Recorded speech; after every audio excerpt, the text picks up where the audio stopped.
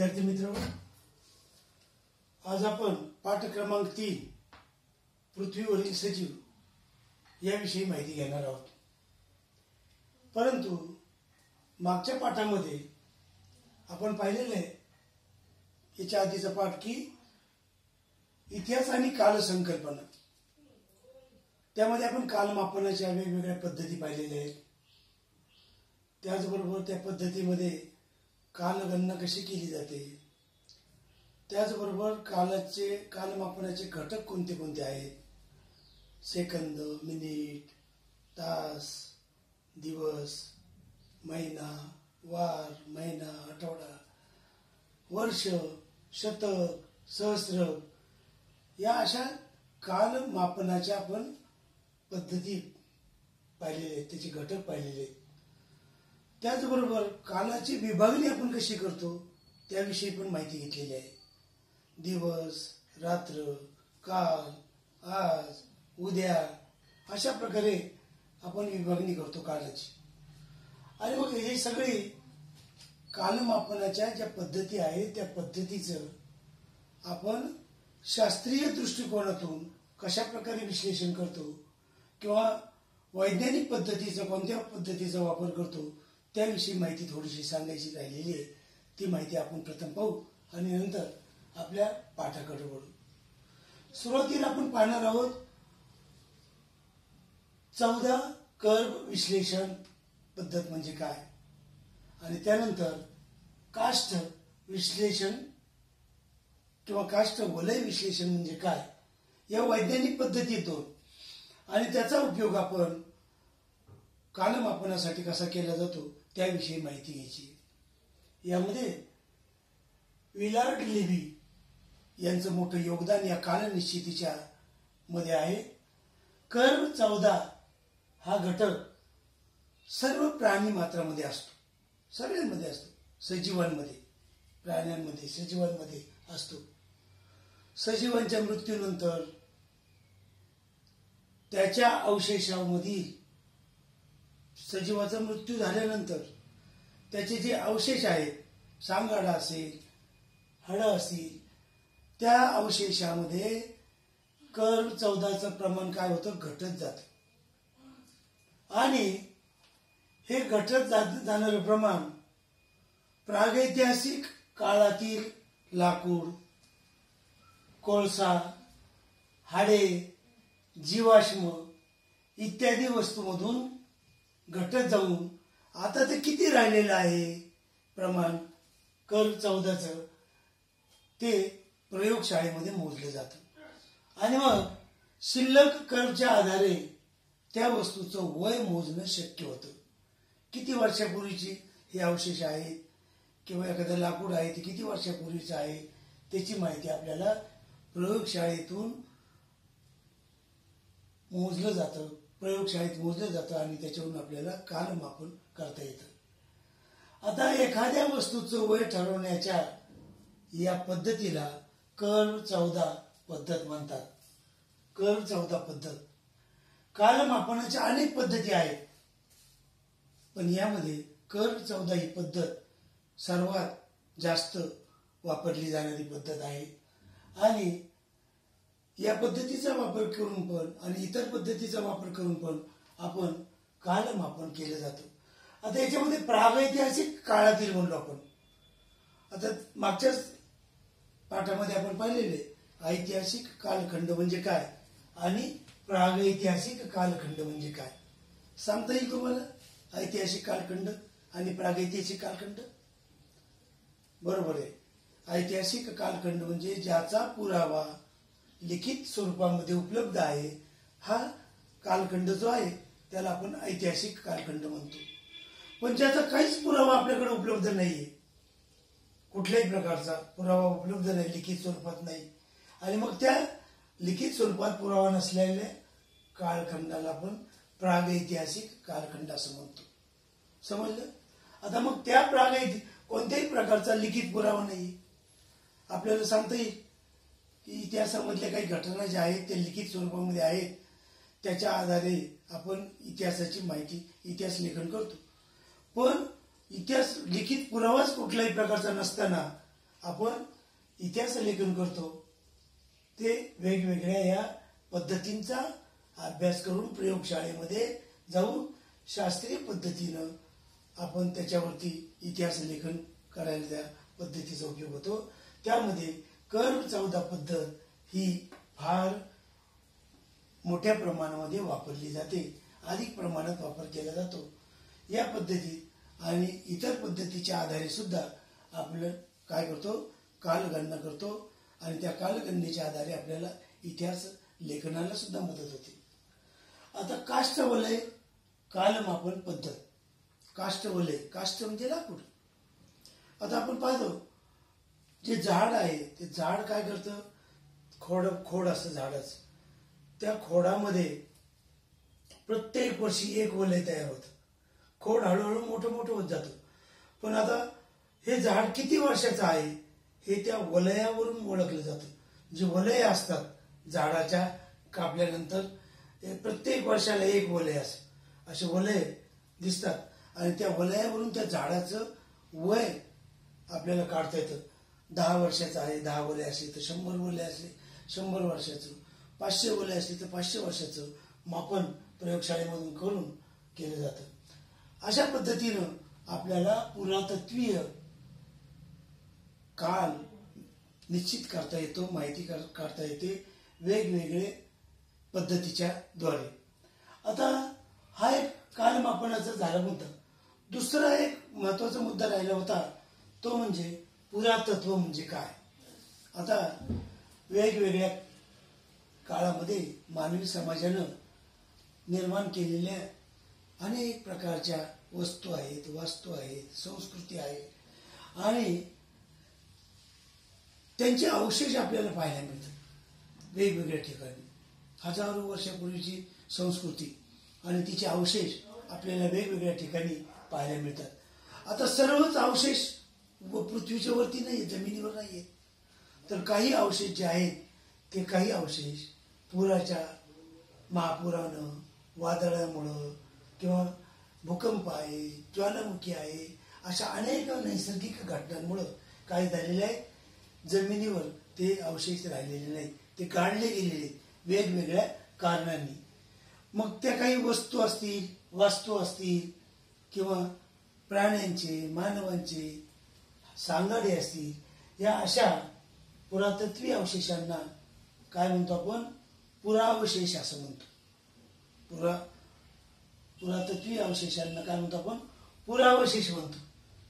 जे जमिनीखाली काढले गेलेले आहेत वेगवेगळ्या कारणांनी, भूकंप असेल, ज्वालामुखी असेल, महापूर असेल, वादळामुळं माती वाहून आली असेल वाळवंटामध्ये एखाद्या आणि ते अवशेष गाडले गेले असतील, त्याला पुरावशेष म्हणतात. पुरा म्हणजे काय तर जुनं, पुरावशेष म्हणजे जुने अवशेष. आता या अवशेषात जमिनीमध्ये गाडले गेलेल्या अवशेषाचं भूतकाळातील वस्तू आणि वास्तू, वेगवेगळ्या वस्तू आणि वास्तू तसेच त्यांचे अवशेष, वेगवेगळ्या प्राण्यांचे, मानवांचे अवशेष काय केलेले, त्या गाडले गेलेले अवशेष आहेत त्याच्या आधारे घडून गेलेल्या घटनांची मांडणी शास्त्रीय पद्धतीने करणं, त्याला पुरातत्व शास्त्र असं आपण म्हणतो. आणि मग या पुरातत्वीय शास्त्राची माहिती आपण घ्यायची राहिली होती ती घेतोय. पुरातत्वीय उत्खनन म्हणजे काय, पुरातत्वीय शास्त्र समजलं काय, भूतकाळातील वस्तू आणि वास्तू तसेच त्यांच्या अवशेषाच्या आधारे घडून गेलेल्या घटनांची मांडणी शास्त्रीय पद्धतीने करणाऱ्या शास्त्राला पुरातत्व शास्त्र असं आपण म्हणतो. समजलं. आता या पुरातत्व शास्त्र काय काय करतं तर पहा, पुरातत्व उत्खनन म्हणजे काय पाहू ते महत्वाचं. हे पुरातत्व शास्त्र काय करतं, उत्खनन करतं, शोधून अवशेष काढतं, जमिनीमध्ये गाडले गेलेले अवशेष, त्याला धक्का न लागता कुठल्याही प्रकारचा ते काय करतं, उकरून काढतं हळूहळू हळूहळू आणि मग त्याचा अभ्यास करतं. यामध्ये मग तो अभ्यास केल्यानंतर तो काळ कोणता होता, किती वर्षापूर्वीचा काळ आहे, संस्कृती कशा प्रकारे होती, काय काय त्या संस्कृतीमध्ये सुधारणा झालेल्या होत्या, त्यांची जीवन पद्धती कशी होती, त्यांच्या दैनंदिन गरजा कोणत्या होत्या, त्याचबरोबर कोणत्या नैसर्गिक साधन संपत्तीचा हे लोक वापर करत होते जुन्या काळामध्ये, प्राचीन काळामध्ये, त्याविषयीची माहिती पुरातत्व खातं घेत असतं. आपण आजही पाहतो पुरातत्व विभाग हा संपूर्ण भारतामध्ये आहे आणि त्या भारतामध्ये काही मंदिर असतील, काही जुन्या दुर्मिळ अशा वास्तू असतील किंवा वेगवेगळ्या वस्तू असतील सापडलेल्या उत्खननामध्ये, विविध ठिकाणी भांडी असतील, धातू असतील वेगवेगळे, काही खेळणी आहेत किंवा काही मोठा तलाव आहे असा उत्खननामध्ये सापडलेला, भुयारी गटारं सापडलेली आहेत एखाद्या सिंधू संस्कृतीमध्ये. अशा सगळ्या या पुरातत्वीय उत्खननामधून मिळालेल्या वस्तूचं पुरातत्व खातं हे काय करतं, जतन करून ठेवतं, त्याची काळजी घेतं आणि पुढच्या पिढीला त्याची माहिती व्हावी म्हणून वेगवेगळ्या ठिकाणची मंदिरं पुरातत्व विभागाकडे आहेत.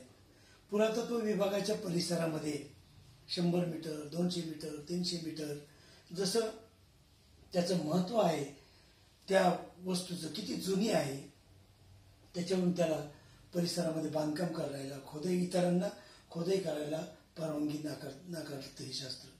कुठल्याही प्रकारची बांधकाम करू देत नाही. आपल्या नगर शहरामध्ये सुद्धा अनेक पुरातत्वीय वस्तू आहेत.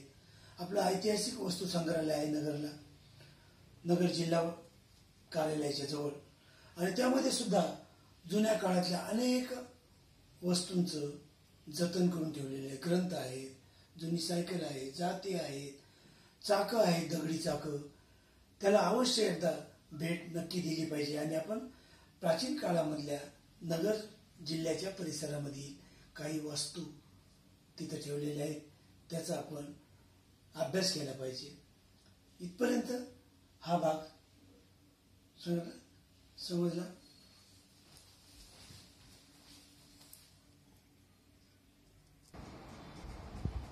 शास्त्रीय पद्धतीमध्ये आपण वेगवेगळ्या पद्धतींचा विचार केला, त्याची माहिती घेतली, त्याच्याच आधारे शास्त्रीय संशोधन केलं जातं आणि मग शास्त्रीय संशोधन केल्यानंतर आपल्याला इतिहास लेखन, इतिहासामधल्या घटना यांची माहिती मिळते. यामध्ये आज आपण पहिला मुद्दा पाहणार आहोत, पृथ्वीची उत्पत्ती. पृथ्वीची उत्पत्ती म्हणजे पृथ्वी निर्माण केव्हा झाली त्याच्याविषयी काही माहिती आपल्याला या पाठामध्ये मिळणार आहे. साधारणतः शास्त्रीय संशोधनाच्या आधारे असं मानलं जातं की 4.5 अब्ज वर्षापूर्वी सूर्यमालेची निर्मिती झाली असं आपण म्हणतो. अवकाशामध्ये तप्त असा वायू आणि धूळ यांचा एक ढग आकाशामध्ये निर्माण झाला. प्रचंड मोठा ढग, गतिमान ढग. त्याच्या अत्यंत वेगवान आणि चक्राकार गतीमुळे त्याचं काय झालं, त्या ढगाचं विभाजन झालं. प्रचंड मोठा ढग 4.5 अब्ज वर्षापूर्वी अवकाशामध्ये निर्माण झाला. एक ढग तप्त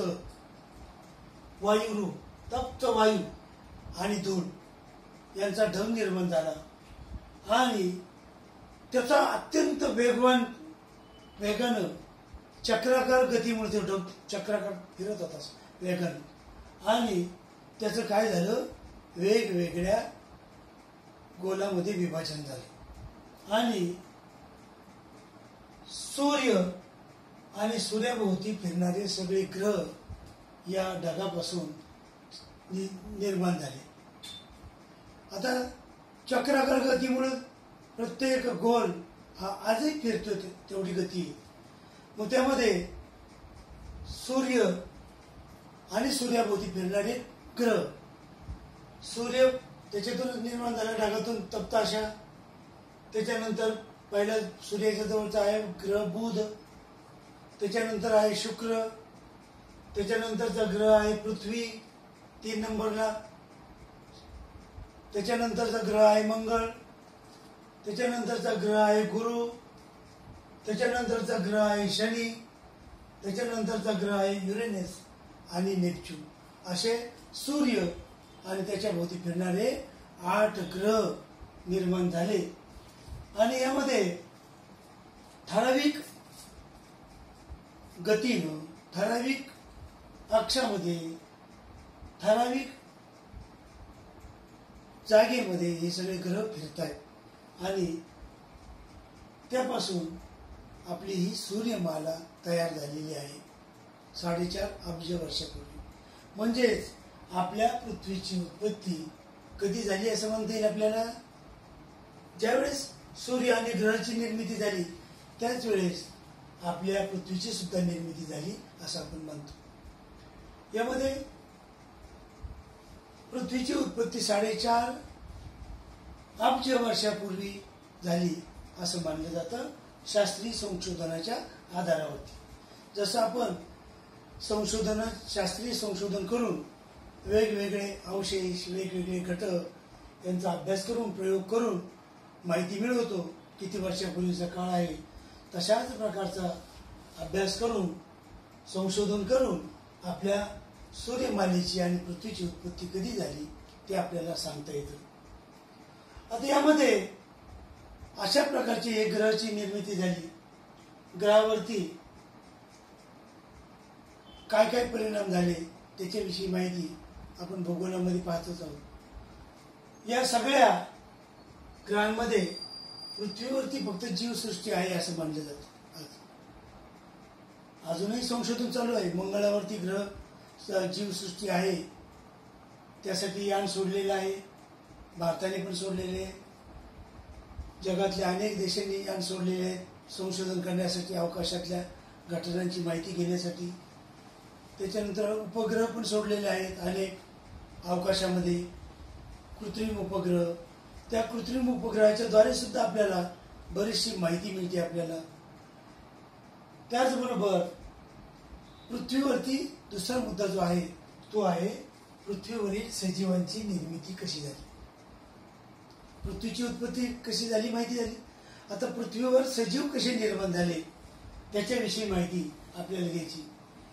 हे जे सगळे 8 ग्रह आहेत, सूर्य, पृथ्वी, बुध, शुक्र, पृथ्वी, मंगळ, गुरु, शनी, युरेनस, नेपच्यून, हे सगळे 8 ग्रह जे आहेत सूर्याच्या भोवती फिरत आहेत. या सगळ्या ग्रहांपैकी पृथ्वीच्या उत्पत्तीनंतर पृथ्वी थंड झाली आणि तिच्यावर जलाशय निर्माण झाले.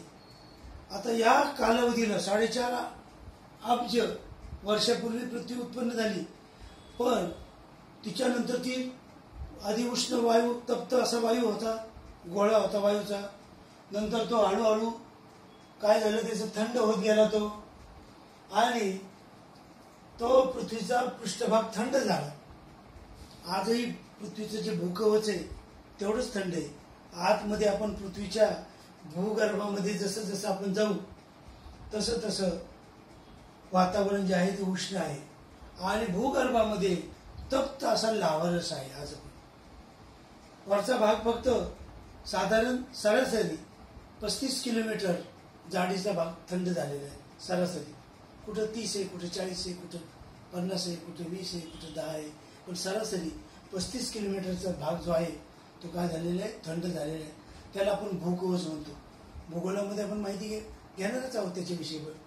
आणि मग हा थंड झालेला जो भाग आहे त्या थंड झालेल्या भागावर बाष्प, वाफ होती. त्या वाफेचं पाणीत रूपांतर झालं आणि मग जलाशय निर्माण व्हायला जवळजवळ 80 कोटी वर्ष लागली. 80 कोटी वर्ष लागली पृथ्वीवरती जलाशय निर्माण होण्यासाठी, थंड व्हायला आणि जलाशय निर्माण व्हायला 80 कोटी वर्ष लागली. आता यामध्ये सुरुवातीला पाणी, जलाशय निर्माण झाले. जलाशयामध्ये मग काय झालं, अनेक प्रकारचे एकपेशीय प्राणी तयार झाले. आता एकपेशीय प्राणी जे तयार झाले त्यांना आपण आदिजीव असं म्हणतो. सुरुवातीचं सगळ्यात पहिल्यांदा पृथ्वीवर काय तयार झालं तर पाणी तयार झालं आणि त्या पाण्यामध्ये एकपेशीय जीव तयार झाले आणि सॉरी त्या एकपेशीय जीवाला आपण आदिजीव असं म्हणतो आणि या आदिजीव नावाने ते ओळखले जातात. या एकपेशीय जीवापासूनच हळूहळू बहुपेशीय जीव निर्माण झाले आणि मग हळूहळू त्याच्यामधून जीवसृष्टी निर्माण झाली.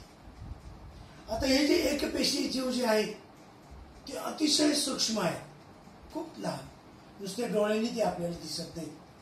तर त्याच्यासाठी आपल्याला सूक्ष्मदर्शक याचा वापर करावा लागतो किंवा त्याला म्हणतो मायक्रोस्कोप म्हणतो आपण. प्रयोगशाळेमध्ये आपण पाहतो मायक्रोस्कोप असतो आणि त्या प्रयोगशाळेमध्ये आपण सूक्ष्मदर्शकाच्या आधारे अमिबा हा एकपेशीय प्राण्यांच्या विषयी माहिती घेत असतो. तो तशा प्रकारचे हे सगळे आदिजीव निर्माण झाले एकपेशीय. आणि मग एकपेशीय जीवापासून बहुपेशीय जीव तयार झाले आणि मग हळूहळू जीवसृष्टी निर्माण झाली. एकपेशीय प्राण्यांपासूनच, एकपेशीय जीवापासूनच हळूहळू जीवसृष्टी निर्माण झाली. आता यामध्ये जीवसृष्टी निर्माण झाल्यानंतर पुढचा जो मुद्दा आहे तो आहे पृथ्वीवरील प्राणीसृष्टी कशा प्रकारची आहे. पृथ्वीवरचे प्राणी यामध्ये एकपेशीय प्राण सजीवापासून अनेक पेशीय जीव निर्माण झाले आणि यामध्ये प्राणी आणि जीव वनस्पती हे पृथ्वीवर निर्माण झाले. आता यामध्ये आपण प्राण्यांच्या विषयी माहिती घेणार आहोत. या मुद्द्यामध्ये प्राण्यांचं काय काय वैशिष्ट्य आहे.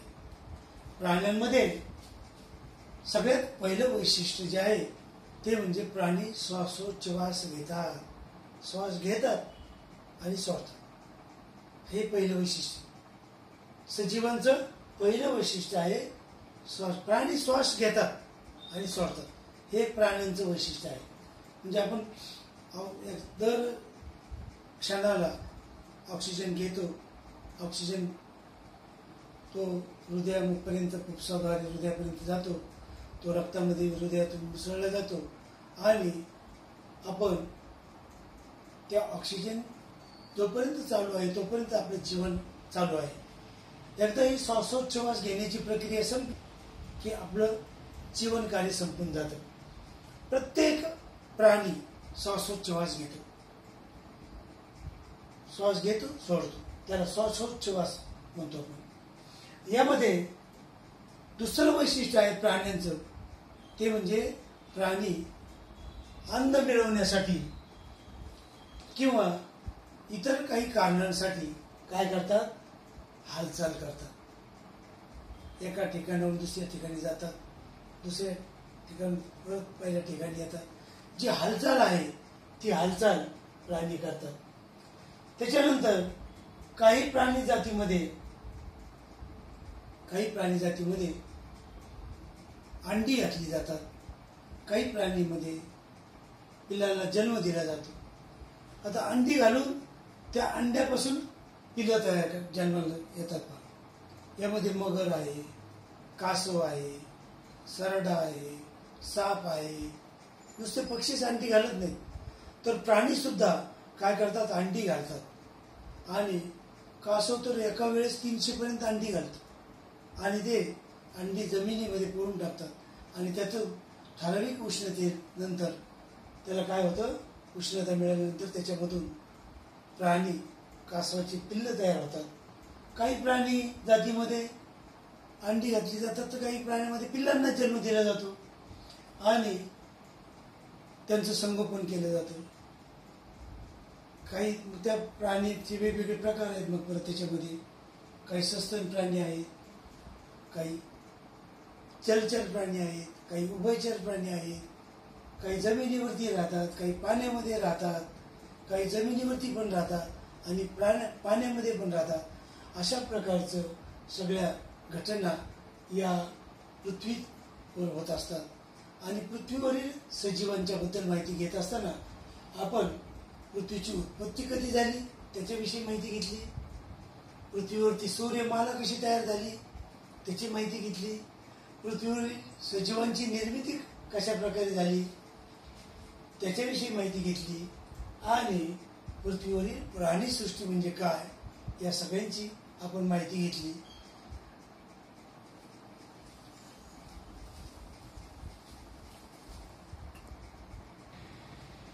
विविध प्राण्यांची माहिती घेत असताना आपल्याला पृथ्वीवर सजीवांच्या बद्दल माहिती मिळते. त्याचबरोबर आपल्याला हेही माहिती असणं गरजेचं आहे की पृथ्वीशिवाय मंगळ ग्रहावरती जीवसृष्टी अस्तित्वात असण्याची शक्यता आहे. पृथ्वीशिवाय हे जे दुसरे ग्रह आहेत या ग्रहामध्ये मंगळ ग्रहावरती जीवसृष्टी पृथ्वीवर जशी आहे तशी असण्याची शक्यता शास्त्रज्ञांना वाटते. त्यामध्ये पृथ्वीप्रमाणेच मंगळावरती सुद्धा काय आहेत, ज्वालामुखी दिसत आहेत, पर्वत, ज्वालामुखीचे पर्वत दिसतात, दर्या दिसतात, वाळवंट दिसतं, बर्फाने आच्छादलेला भाग दिसतो. जसं पृथ्वीवरती आहे ज्वालामुखीचे पर्वत आहेत, वाळवंटाचा भाग आहे, दर्या आहे, बर्फ आहे, पृथ्वीवरती आच्छादलेला बर्फाने भाग आहे, ध्रुवीय भाग जे आहेत दक्षिण ध्रुव, उत्तर ध्रुव, हे सगळे बर्फाने आच्छादलेले भाग आहेत, कायमस्वरूपी बर्फ. तसंच मंगळावरती सुद्धा वातावरण आपल्याला पाहायला मिळतं. त्याचबरोबर दुसरं एक वैशिष्ट्य म्हणजे मंगळाचं कार्बन डायऑक्साईडचं प्रमाण जे आहे ते जवळजवळ 95% मंगळावरती कार्बन डायऑक्साईड वायू. मंगळावरती पाणी, अतिसूक्ष्म प्राणवायू आणि इतर वायूचं अस्तित्व आहे असं शक्यता शास्त्रज्ञांना वाटते. या सगळ्या गोष्टी लक्षात घेता ज्वालामुखी पर्वत, दर्या, वाळवंट, बर्फाने आच्छादलेले भाग, कार्बन डायऑक्साईड, इतर वायू, मातीमध्ये वनस्पतीसाठी असलेली जी काही घटक आहेत वाढीला वनस्पतीच्या, ती माती सुद्धा मंगळावरती आहे, ते सुद्धा घटक मंगळाच्या मातीवरती आहेत. हे सगळं लक्षात घेतल्यानंतर मंगळ ग्रहावरील सजीवांच्या अस्तित्वाबाबत आता संशोधन सुरू आहे, संशोधन चालू आहे. सजीवांचं अस्तित्व टिकवण्यासाठी सगळ्यात महत्वाचं म्हणजे द्रवरूप स्वरूपामध्ये पाणी लागतं. द्रवरूप स्वरूपामध्ये ते पाणी मात्र मंगळावरती उपलब्ध नाही. मंगळावरती बर्फ आहे, बर्फाने आच्छादलेले पाणी, पण द्रवरूप पाणी मात्र मंगळ ग्रहावरती नाही. आणि म्हणून आपल्याला मंगळ ग्रहाचा अभ्यास आपला चालू आहे. अनेक चित्रपटामध्ये, अनेक साहित्यामध्ये, पुस्तकांमधून, कथांमध्ये आपल्याला मंगळावरचा माणूस किंवा इतर ग्रहावरचा माणूस दाखवण्यात आलेला आहे. प्रत्यक्षात तो अस्तित्वात आहे का नाही त्याचं संशोधन चालू आहे, पण काल्पनिक पद्धतीनं अनेक चित्रपटामध्ये, साहित्यामध्ये परग्रहावरच्या माणसाबद्दलची माहिती आपल्याला सांगितलेली आहे, दाखवलेली आहे. त्याचबरोबर हे सगळं संशोधन चालू आहेच आहे. भारताने सुद्धा 5 नोव्हेंबर 2013 रोजी मंगळयान नावाचं यान मंगळ ग्रहाच्या अभ्यासासाठी, मंगळाच्या जवळून अभ्यास करण्यासाठी, जीवसृष्टी आहे का नाही, ऑक्सिजन आहे का नाही, पाणी आहे का, प्राणी आहेत का तिथं, त्याचं संशोधन करण्यासाठी मंगळयान नावाचं यान पाठवलेलं आहे. आणि ते यशस्वीपणे 24 सप्टेंबर 2014 रोजी यशस्वी झालं. यामध्ये ही एक भारताच्या दृष्टीनं, आपल्या सर्वांच्या दृष्टीनं एक अभिमानाची गोष्ट आहे आणि ती एक ऐतिहासिक घटना आहे की आपण मंगळ ग्रहावरती मंगळयान नावाचं यान यशस्वीपणे पाठवलेलं आहे. धन्यवाद.